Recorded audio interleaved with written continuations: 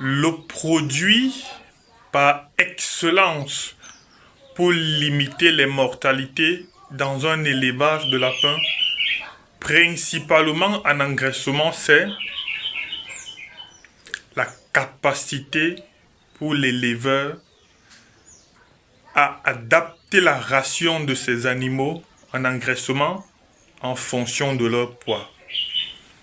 Aujourd'hui, c'est la troisième vidéo sur la série des 4 que nous avons prévues poster sur cette page, sur cette chaîne, pour vous présenter quelques pistes qui vont vous permettre d'améliorer vos résultats en cuniculture.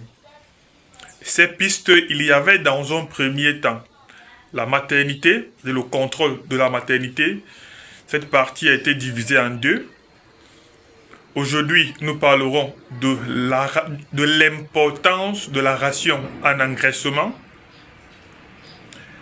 Et demain, pour la fin, nous parlerons de la ventilation et la qualité de l'eau. Alors, on parle d'amélioration des résultats. Et comme je le dis toujours, le premier préalable, c'est qu'on n'améliore pas ce qu'on ne connaît pas.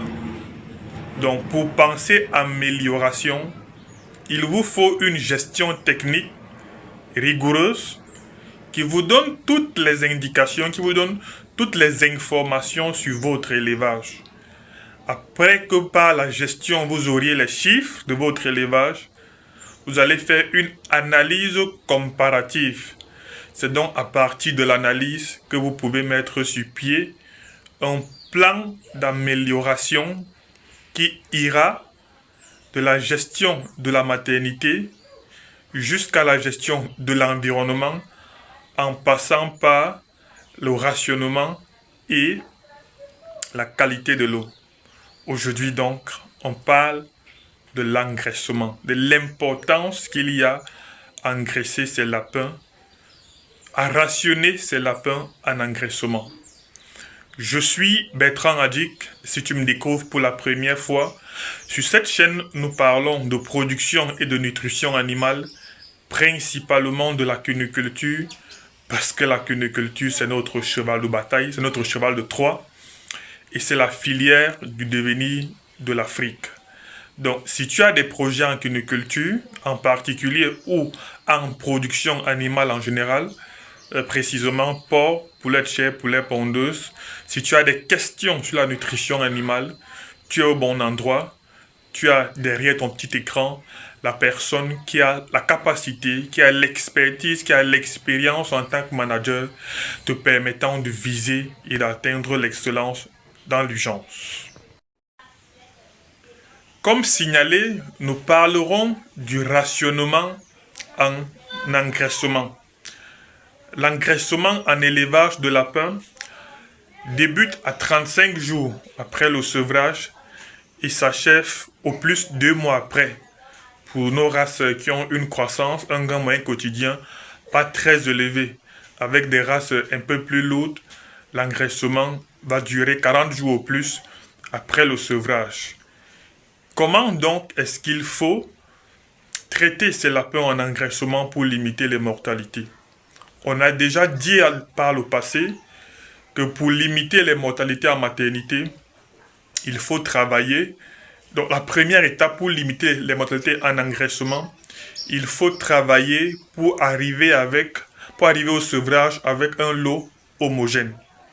D'où l'élimination de l'apéro chétif à la naissance, l'importance d'une expertise de qualité permettant à l'éleveur de produire moins de l'apéro chétif. Le choix d'un aliment de qualité devra permettre au lapéro d'avoir à 21 jours un poids optimal pour un poids entre 400 et 500 grammes pour être plus précis, afin d'arriver au sevrage avec minimum 800 grammes, c'est-à-dire 700 grammes, 750 grammes poids moyen pour tous vos lapéraux. Lorsque vous êtes donc au sevrage, quelle est la quantité d'aliments qu'il faut apporter au lapéro? Donc, l'éleveur doit, dans un premier temps, prendre le poids de ces animaux à 35 jours. Ce n'est donc à partir de ce poids qu'il va déterminer la ration de ce lapéro. Pourquoi il faut adapter la ration en fonction du poids? Je vais prendre un exemple avec les humains. On sait tous que les enfants aiment les boîtes de lait, aiment les boîtes de yaourt. Est-ce que c'est parce que le lait est bon pour la santé et pour la nutrition d'un enfant de 2 ans qu'on va permettre à ce dernier de consommer 5 pots de yaourt? Je crois que non. C'est pareil avec les lapins qui ne maîtrisent pas encore leur ingéré. Donc il faut pouvoir calculer leur ration en fonction de leur poids. Parce qu'une forte consommation va entraîner des troubles digestifs, par conséquent des mortalités. Comme je le disais, on n'améliore pas ce qu'on ne connaît pas. Donc aujourd'hui, il faut se poser la question, quel est mon taux de mortalité en engraissement? Donc, ce que je dis là ne concerne que ceux qui savent déjà leur taux de mortalité. Généralement, il varie entre 2 et 3%, maximum 3% en engraissement, parce qu'on a déjà suffisamment bien travaillé en maternité. Rationner vos lapins également vous permettra de faire une évaluation de la qualité de vos aliments. De façon simple.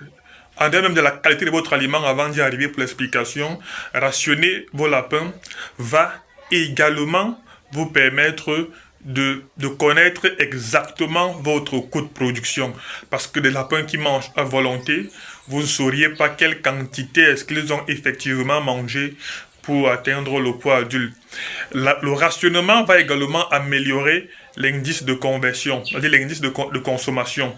Lorsqu'on parle de rationnement, on va mettre les animaux donc à jeûne sur une certaine période. C'est pourquoi, quelque part, on va vous dire qu'il est important de servir l'aliment au lapin en soirée pour limiter le temps qu'il passe à jeûne. Donc, si vous avez l'habitude de servir vos animaux le matin, commencez par le faire en soirée ou alors prenez 2 lots de lapin, rationnez un lot le matin et l'autre lot chaque soir. Donc décidez de donner l'aliment chaque jour à 18 heures pour un lot et pour un autre lot chaque jour à 8 heures. Et au bout de 3 mois, au bout d'un mois d'engraissement, essayez de faire une évaluation. Vous allez mieux comprendre ce que je dis. Donc il faut calculer la ration en fonction du poids de l'animal. Vous aurez une ration maximale et une ration minimale. Ça vous permettra également d'évaluer le gain moyen quotidien. Et pour les rations doivent être servies en soirée pour maximiser la croissance, pour limiter le temps que les animaux passent à jeûne. On se dit à demain pour la suite.